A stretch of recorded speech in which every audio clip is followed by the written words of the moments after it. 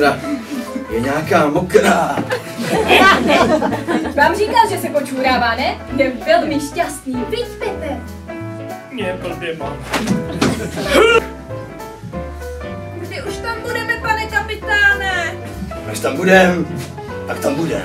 A když to tady má jenom jedny nervy, viď, Miláš? Ten má nervy, kočičko, to se ještě budeš divit. Pepe, zahraj si s maminkou, vole, padni! Tak jo, mámo, ale dneska budeš multi. 45 grošů. 45. Tak, na pevno. To ještě uvidíte, kde je Morgan. No. Ahoj. Ahoj. Řekni 8. 8. Volí prdel kosu. Kdybys mi byla nevěrná, to by tě tvůj dětský kozlíček zamordil. Mordy. Tak dobře, ale teď běž pro tu lahev. Kočička bude půlpat se svým dětským kozlíčkem. Už běží. Dej tu dělat to, pič a pů. A já to neřeknu. Sakra, kde jsou? No, promiňte se přes zakážku, tak já již Lola a už vás nedla. Rozdělal si ocen! Vláňo, to je ale krete. Říkal jste něco, hrabě? Já vám je vymačkávat nebudu. Chlapče, Uhersko to je země. O maďarského grofa a kavalíra. Sorry, vole. Jo, Maďaři, mě to ještě se ženami umí. Vy divochu. Myslíte si, že nevím, kdo vás tam, abyste slušné peníze zabránil Titaniku získat modrou tunu nejrychlejší lodi přes Atlantik? Myslíte, že to nevím? Vy! Prostě zítra to na nich naberu a my zhoru na Titanic! Smečkové! Hajzlové! Západová! Sebranko!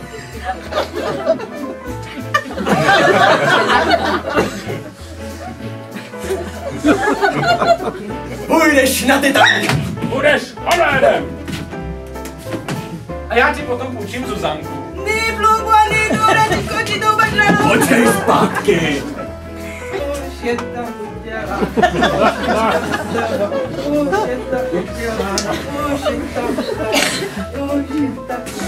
Pepe, vy máte ale vlhké ruce. To není pot. Vlhké ruce, vroucí srdce, jak říkáme my Angličané. Je jako nevycvalený býk, ale maminka ho ohlídám. Teda Chobodidisová rozená Onasisová provdána za rejdaře Aristotela Chobodidisy 13.2.1923 v Aténách. Stará pixla, co? No, šovou! Pepe, neposlouchej ho!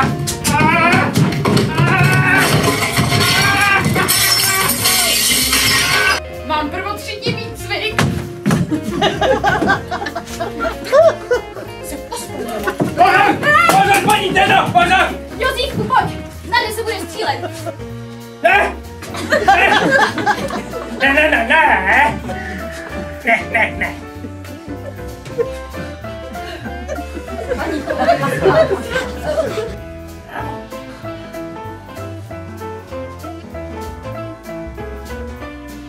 Ty seš blbá, má.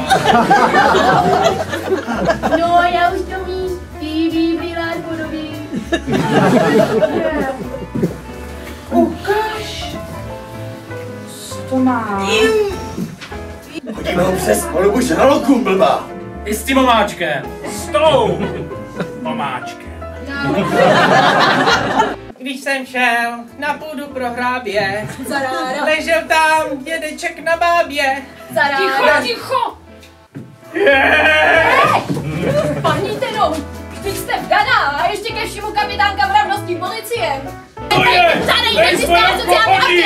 Dej svoje pochodí! Která odpovídá vše, co je mému synovi svaté! Ale kapitán! Co děláš tou zajímavou věc? Životem na moři je tvrdý.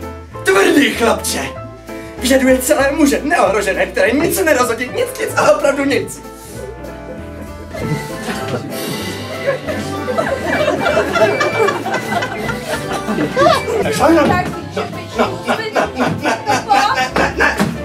Tak ať už to mám rychle za sebou.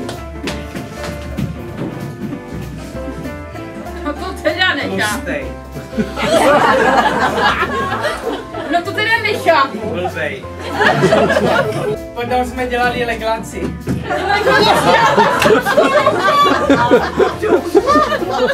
Slibujete? Tak si dám! To mám jednou ze mě na Akropoli vylítá nudle, jak babí let.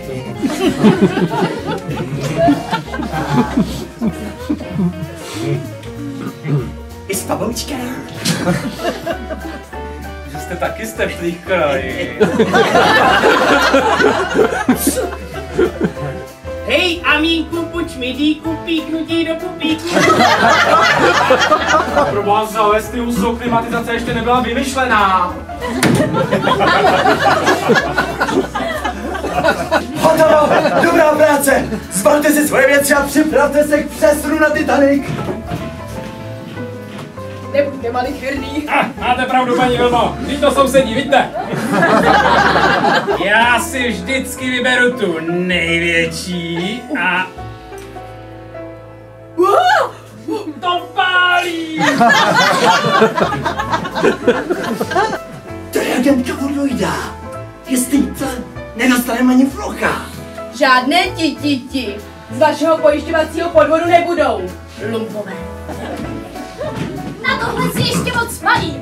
Teď je chudák pan Chomodinec všem jenom prosmích. Paroháč jeden.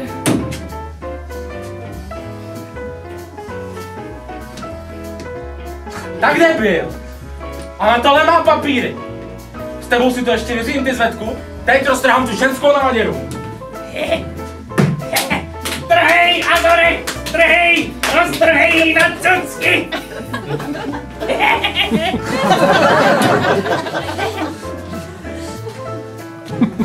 A já jsem tvá zákonitá choť. Vilma Dobrovská. Rodlina z Kampy. Teď tě poznal. Brigadisto. Táto, tatínku! Pusinku, dej mi pusinku. Jo, to už jsou skleněnky. Kdyby vysel jen ty. No to já přece nemůžu dát svoji vlastní rodinu. To přece nejde. Nebo jde? Cestička k domovu s námi se vydá. Hezčí je, krásnější, než všechny jiné. Právě. Vůbec mu není rozumět. Není to váš krajan? Pane kapitáne, nechte ho. Vždyť má duši. Ano, aspoň si ji vyzkouší. Pane inženýre, no tak. Mně se zdá, že se Titanic nějak naklání.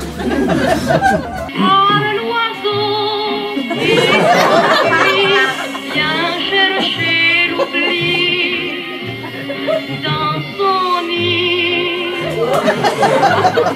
le temps